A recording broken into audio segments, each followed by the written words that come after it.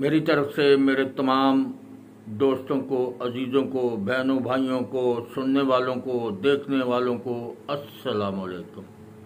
आज की जो ख़बरें हैं ये बहुत गर्म और ज़्यादा हैं कि मैं महसूस कर रहा हूँ कि वीलॉग का टाइम जो है वो थोड़ा है और ख़बरें जो हमारे गिर्द घूम रही हैं वो ज़्यादा हैं और हर ख़बर आने वाली पहली ख़बर से ज़्यादा अहमियत की हामिल है। पहली बात तो यह है कि इमरान खान साहब ने वाज़ा कर दिया है कि वो लॉन्ग मार्च की कॉल देने जा रहे हैं। इससे एक बात तो वाज़ह हुई कि जो काफ़ी दिनों से एक बयानिया चल रहा था कि खान साहब की मुलाकातें और मुलाकातों में ये तय हो गया तो वो तय हो गया, वो तो साबित हो गया कि वो नहीं है। दूसरी बात, बुशरा बीबी ने जरदारी साहब से मुलाकात के लिए कोशिशें शुरू कर दी हैं। अब पता चल गया है कि वहाँ से तो नहीं, अब वो नई गेम खेलने के लिए नई तरफ का रुख जो है वो करने की कोशिश कर रहे हैं। अब जहांगीर तरीन साहब और अहमद तैमूर साहब का भी पता चला है जनूबी पंजाब में कोई अपनी पार्टी बनाने जा रहे हैं। उसके बाद ममनुआ फंडिंग केस जो है महफूज कर लिया गया है। अब शहबाज गिल साहब ने पासपोर्ट की वापसी के लिए भी दरख्वास्त जमा करा दी है। तो नवाज शरीफ साहब ने जरदारी साहब को ग्रीन सिग्नल दे दिया है। ये तो खबरें हो गई। इसके बाद अदालत ने इमरान खान साहब पर से दहशतगर्दी की दफ़ा ख़त्म कर दी है। दहशतगर्दी की दफ़ा हाई कोर्ट इस्लामाबाद ने इमरान खान साहब पर जो लगी थी वो ख़त्म कर दी। शहबाज गिल साहब की भी इमरान खान साहब से मुलाकात हुई है। अब पीटीआई अरकान जो पंजाब में पंजाब के एमपीएज हैं पीटीआई के, वो भी वज़ीर आला पंजाब से नाखुश हैं। इस्टेब्लिशमेंट से इख्तलाफात की वजह से पीटीआई के अपने बहुत से रहनुमा जो हैं वो परेशान हैं और आस्ता आस्ता अपना पाँव खिसका रहे हैं। अब धड़ेबंदी होने लग गई है। इमरान खान साहब को कोर्ट से रिलीफ मिला है लेकिन उसके बावजूद वो मायूस हैं। अब ये है कि आखिर वो कौन सी वजह है कि इमरान खान साहब अपने बयानिए से या अपनी आवाम जो उनके साथ है, ये जलसे जुलूसों में जिनकी नुमाइश करते हैं, शो करते हैं, और इस वक्त पीटीआई का वैसे भी ग्राफ जो है वो महंगाई की वजह से ऊपर है, तो फिर कौन सी वजह है कि वो चीफ ऑफ आर्मी स्टाफ अपनी मर्जी का लगवाने पर के लिए बज़िद हैं, कोशिशें कर रहे हैं, बल्कि जोड़ तोड़ भी कर रहे हैं और सीधी उल्टी सारे मामलात करते जा रहे हैं। इससे साबित होता है कि इमरान खान साहब की जो वो इज्तिमा अवाम को दिखाए जा रहे हैं वो इज्तिमाआत मसनूई हैं या मांगे तांगे के हैं। इसलिए उनका इन्हिसार आर्मी चीफ पर है कि अगर आर्मी चीफ मर्जी का होगा तो फिर सियासत कर सकते हैं, क्योंकि वो उन जिनकी गोद में बैठ के पला बड़ा हो बंदा, उसके बगैर उसका चलना मुश्किल ही होता है।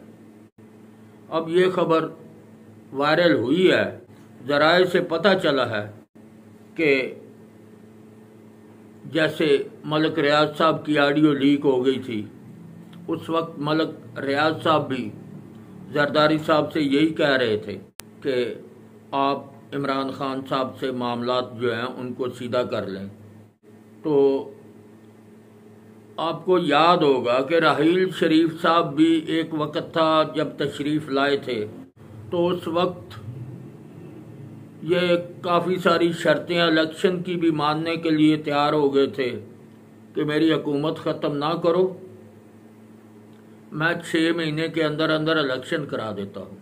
अब पीटीआई का जो पार्लिमानी पार्टी का जो इजलास हुआ है, अब उसमें 176 में से 150 मेंबरान हाजिर थे। अब वो 26 मेंबरान पार्टी इजलास में जो नहीं आए, उनके लिए भी पीटीआई जो है इमरान खान साहब वो फिक्रमंद है। तो यूँ लगता है कि इमरान खान साहब की किस्मत की चाबी जो है वो गुम हो चुकी है। अब उनके पास वक्त थोड़ा है और मुकाबला सख्त है।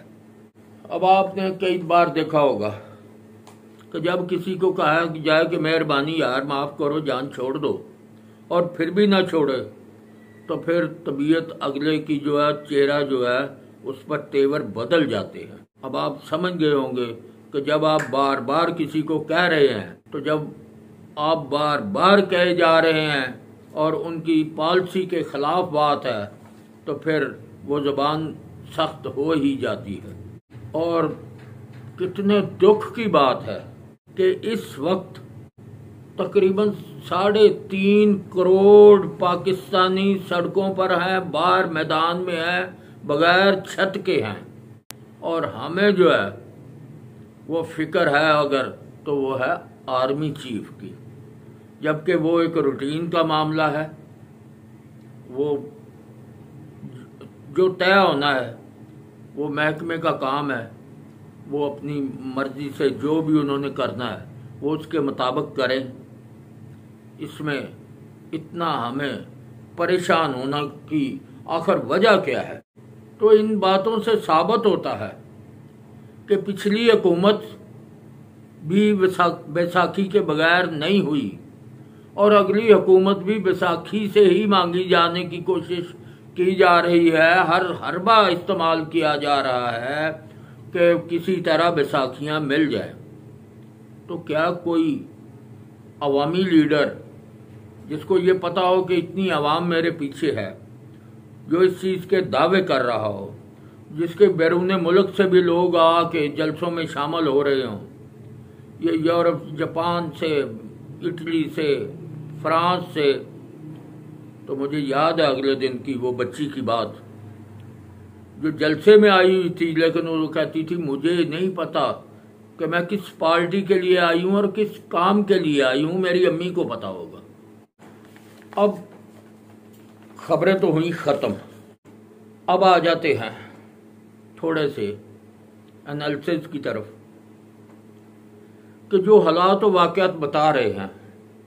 इमरान खान साहब जो अपना बयानिया अवाम में देकर कुछ अर्सा पहले उन्होंने अवाम को इकट्ठा किया कि अमेरिका मुखालिफ बयानिया है जी, अमेरिका ये हो गया, ये जो भी आप लोगों ने सुना है, अब दोबारा रिपीट करने की ज़रूरत नहीं है, उससे भी एक कदम पीछे हट गए हैं।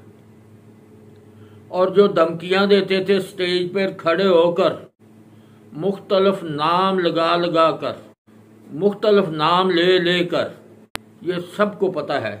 अब वहाँ से भी खैरात नहीं आ रही। वहाँ से भी जो है वो उन्होंने जवाब दे दिया है कि हम आइन और कानून के ऐन मुताबिक अपने काम करेंगे, हमारा कोई अमल दखल नहीं है। अब वो भी बात ख़त्म हो गई। उसके लिए इतने परेशान हैं तो वो कह रहे हैं कि मेरी तस्कीन के लिए आर्मी चीफ 6 महीने तक इसे चलाते रहो, नया आर्मी चीफ मैं नहीं लगाना है। अब हालांकि इलेक्शन हार जीत का नाम है, पूरा नाम अल्लाह का है, कोई बंदा दावा नहीं कर सकता कि मैंने जीतना है या मैंने हारना है। लेकिन वो इतने कॉन्फिडेंस से कह रहे हैं कि अगली हुकूमत मेरी है और मैं आके चीफ ऑफ आर्मी स्टाफ लगाऊंगा। और वो जो पीडीएम वाले हैं वो सारे पागल सब्जी बेचने आए हुए हैं इनके ख्याल में। वो आलू चने की रेडी लगाते हैं। वो तो सियासतदान है ही नहीं ना। वो जो महंगाई कर रहे हैं, वोट बैंक उनका कम हो रहा है, वो बेवकूफ़ है, इनकी नज़र में बेवकूफ़ है। तो वो अपना वोट बैंक कम कर रहे हैं, मुल्क के हालात के मुताबिक मुल्क को मुश्किल से निकालने के लिए उन्होंने अपनी सियासत दांव पर लगाई हुई है। और इन्होंने सोचा कि मुझे मौका मिल गया है, मैं वो सैलाब में लगे हैं, वो सैलाब ज़दगान की मामला की तरफ ध्यान है उनका, और मैं अपना वोट बैंक बढ़ा लूँ, आवाम को इश्तियाल दिलाऊँ महंगाई का। कोई शक नहीं महंगाई है, लेकिन हालात और वाक़यात जो बता रहे हैं, अल्लाह पाक रहमत करे हमारे मुल्क पर, अल्लाह ताला इस मुल्क को अपनी अमान में रखे, अल्लाह पाक इस मुल्क की अफवाज पाकिस्तान को अपनी अमान में रखे, दूसरे इदारों को भी अपनी अमान में रखे।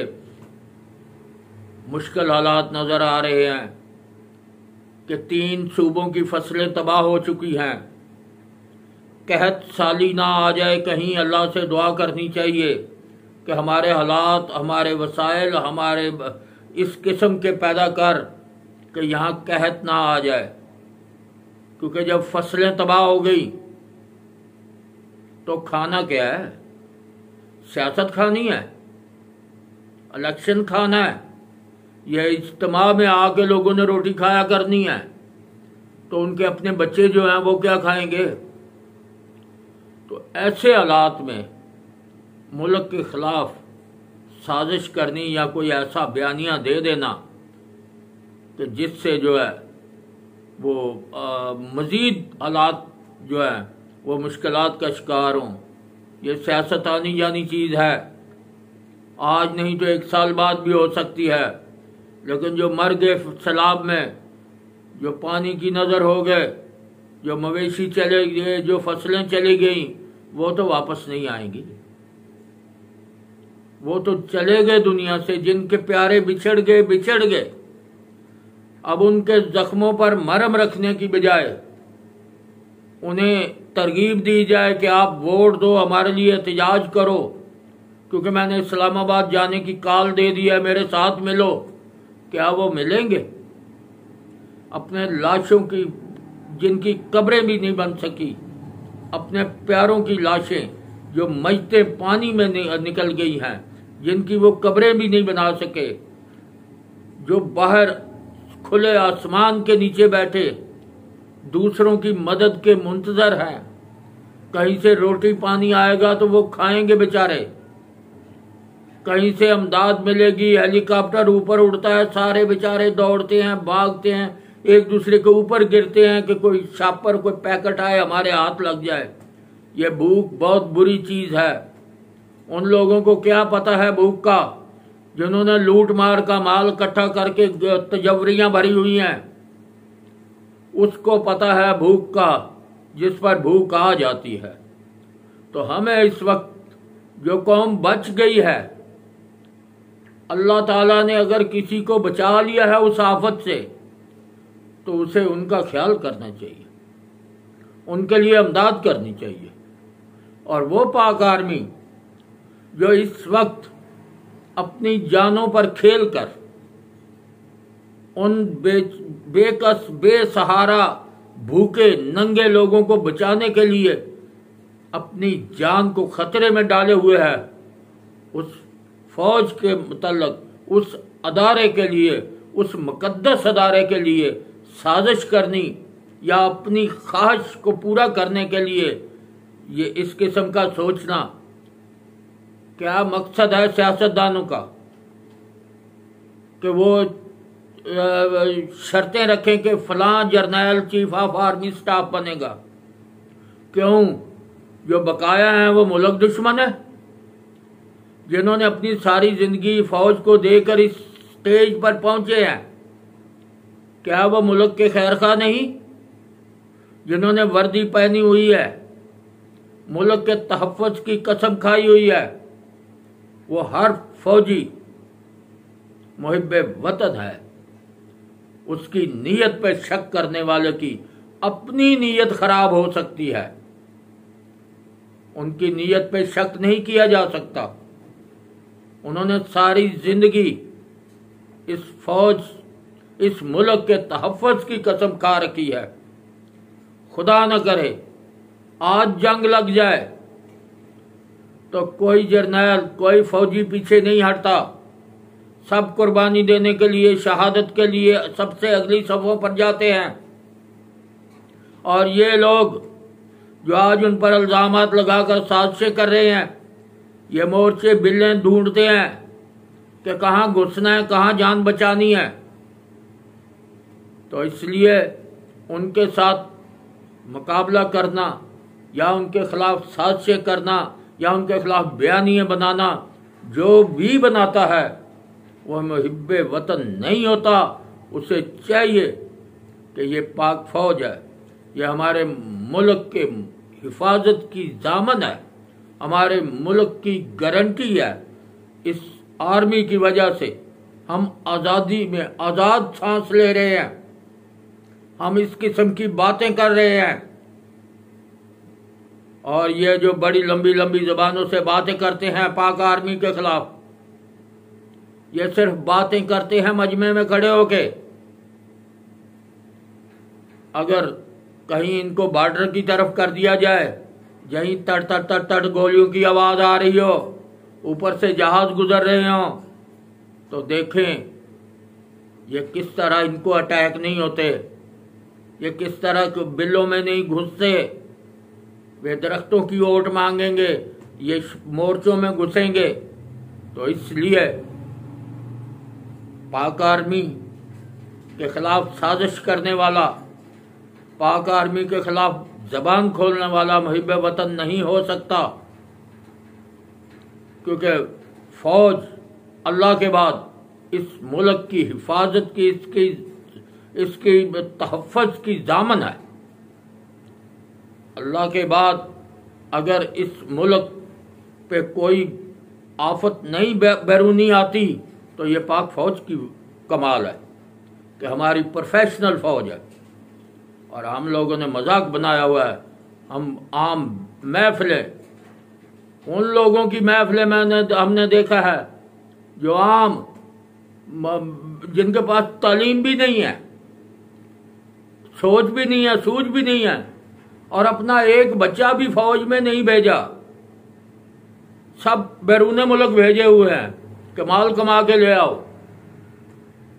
तो वो भी पाक आर्मी के खिलाफ बातें, प्रोपेगेंडे कर रहे हैं। उसकी वजह सिर्फ ये है कि सियासतदानों ने ये ज़बानें खोली हैं।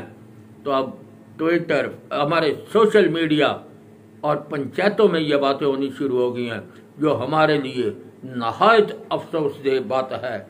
हम लिहाजा अब टाइम बहुत ज़्यादा हो गया है और इसके साथ मैं इजाज़त चाहूँगा। और पाक फ़ौज जिंदाबाद, पाकिस्तान जिंदाबाद। जो इसके खिलाफ साजिश करे, अल्लाह ताला उसे तबाह बर्बाद करे, गर्क करे। क्योंकि पाकिस्तान हमारी आज़ादी की निशानी है, पाकिस्तान हमारी ज़िंदगी की निशानी है, पाकिस्तान ही इस्लाम का किला है। और पाकिस्तान के बगैर, जो पाकिस्तान का हमदर्द नहीं, जो अपनी कुर्सी के लिए मुल्क के साथ साजिश करने तक चला जाए, वो पाकिस्तान का हमदर्द नहीं हो सकता। तो इस कौम को, हमारे नई नस्ल को ये सोचना होगा कि वो वक्त अपने बुजुर्गों से पूछ लो, वो वक्त अपने बुजुर्गों से पूछ लो जब हिंदुस्तान के साथ हम इकट्ठे रहते थे। अगर नहीं तो इंडिया के मुसलमानों से पूछ लो कि आज़ादी कितनी नेमत है, जिसको हम लोग मजाक समझ रहे हैं। तो इसलिए अपने बुजुर्गों से पूछ लो, उनके, इंडिया वालों के मीडिया पर ये जो चलाते हो सोशल मीडिया, यहाँ से सर्च करो कि वहाँ के मुसलमानों के साथ क्या हो रहा है, उनको आज़ादी कितनी प्यारी है। और ये आज़ादी की दामन कौन है? पाक आर्मी। वरना इस किस्म के जो आज इतनी इतनी लंबी ज़बान चला रहे हैं, इनको एक मिनट में लोग रौंद कर चले जाते हैं। तो लिहाजा ये वो लोग हैं। मुझे एक मिसाल याद आ गई है, ये वो लोग हैं ना लड़ के लई तो ना लड़ के देनी। इसका मतलब ये है कि कोई इसी तरह वो बंदा हुक्मरान बन गया मुल्क का कि जिसकी कोई हिंग फटकड़ी नहीं लगी थी, किस्मत ने, देवी ने उसके कंधे पे आकर बैठा दिया परिंदा कि यही हमारा हुक्मरान है। तो हुक्मरान को वजीरों ने बताया कि मुखालिफ मुल्क जो है वो हमला कर रहा है। तो उसने कहा कोई बात नहीं, हमला कर रहा है, आप आज ऐलान कर दें पूरे मुल्क में कि बिरयानी पकाओ और सारा मुल्क की आवाम खाएगी, वो सरकारी खजाने से खाएंगे। तो वो जो कमांडर थे उन्होंने कहा जनाब आज एक शहर क्रॉस हो गया, दूसरे शहर में आ गए, कोई बात नहीं, आज गोश्त तकसीम कर दो। उन्होंने कहा जनाब चौथे शहर में आ गए हैं, एक शहर रह गया बीच में दारुल खिलाफे के, और कोई बात नहीं, आज हलवा पूड़ी खाएंगी आवाम। उसके बाद चलते चलते उन्होंने कहा जनाब महल के बाहर आ गए हैं, अब झंडा उनके हाथ में है, वो माल पर लगाने वाले हैं। उसने कहा आ गए हैं, आवाजी आ गए हैं, तो उसको बोलो लगा लो झंडा। उन्होंने कहा जनाब ये क्या? उसने कहा ना लड़के लईसी ना लड़के देनी है। बस ठीक है, अस्सलाम वालेकुम। उनको बोलो ये पड़ा मुल्क में जा रहा हूँ। तो खुदा के बंदो, जिन्होंने ना लड़के ली वो लड़के देते भी नहीं हैं। इस मुल्क के तहफ़्फ़ुज़ का अगर कीमत का अंदाज़ा लगाना है तो शहीद जुल्फ़िकार अली भुट्टो से पूछो जाके। इस मुल्क का पता करना है तो बेनज़ीर भुट्टो से पूछो।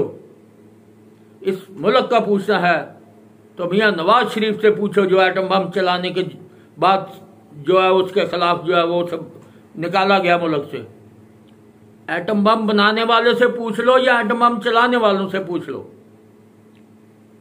कि यहाँ क्या होता है, किस तरह इस मुल्क को रखा जाता है, और जो मुल्क को रखने की कोशिश करता है उसके खिलाफ कहाँ कहाँ से साजिश आ जाती है।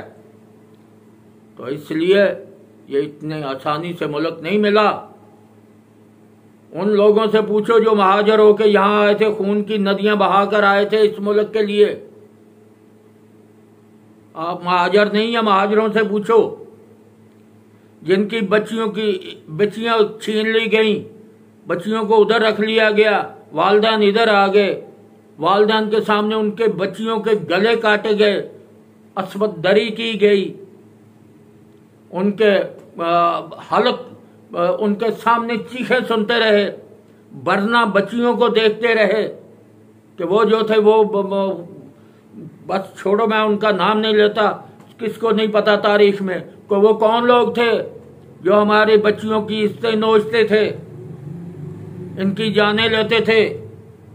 आज़ादी का पूछना उनसे पूछो कि कितनी मुश्किल से ये आज़ादी आई है, जिसे तुम मजाक समझ रहे हो लोग और सियासतदान खेल बनाया हुआ है, और इस किस्म की हरकतें हम करते हैं।